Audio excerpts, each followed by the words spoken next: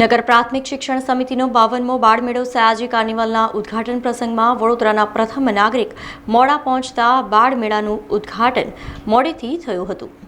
વડોદરા મહાનગરપાલિકા સંચાલિત નગર પ્રાથમિક શિક્ષણ સમિતિના બાળકો દ્વારા આયોજિત બાળમેળાનો આજે ઉદ્ઘાટન પ્રસંગ યોજાયો હતો અને આ બાળમેળાના ઉદ્ઘાટનનો સમય સવારના 9 વાગ્યાનો હતો, પણ બાળમેળાનું ઉદ્ઘાટન નિયત સમય કરતાં 1 કલાક મોડું એટલે કે 10 વાગે થયું હતું। તેનું કારણ એ છે કે વડોદરાના પ્રથમ નાગરિક મેયર પિંકીબેન સોની કાર્યક્રમ સ્થળે સમયસર પહોંચ્યા ન હતા। સાંસદ ધારાસભ્યો સહિત તમામ સમયસર પહોંચી ગયા હતા, પરંતુ મેયર સમયસર ન પહોંચતા બાળમેળાનું ઉદ્ઘાટન થઈ શક્યું ન હતું।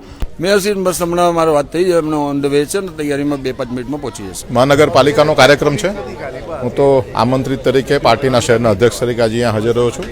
નગર પ્રાથમિક શિક્ષણ સમિતિના કાર્યક્રમનું સંચાલન બાળકો કરતા હોય છે અને આખા કાર્યક્રમની જે સંપૂર્ણ વિગત છે તે નગર પ્રાથમિક શિક્ષણ સમિતિના માનનીય અધ્યક્ષ નિશિતભાઈ દેસાઈ એમની ટીમ આપી શકે, પરંતુ બધા જ આજે સવારના સુંદર મજાના વાતાવરણમાં કમાટી બાગમાં બધા ઊભા છે।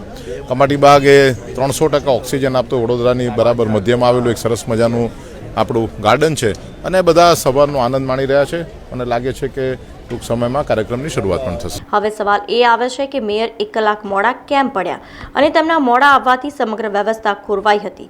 આ અંગે જ્યારે મેયર પિંકીબેન સોનીને પૂછવામાં આવ્યું ત્યારે તેમણે કેમેરા સામે કશું કહ્યું ન હતું। બેન, મોડા પડ્યા છો, તમામ લોકો રાહ જોઈ રહ્યા હતા, શું કારણ, શું કહેશો?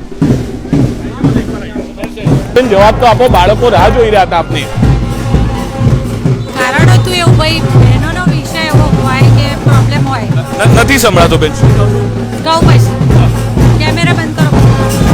સમાચારોના સતત અપડેટ માટે TNN ન્યૂઝને YouTube પર સબસ્ક્રાઇબ કરી બેલ આઇકોન પ્રેસ કરો અને અમારી સાથે જોડાયેલા રહો Facebook, Instagram અને Twitter ઉપર।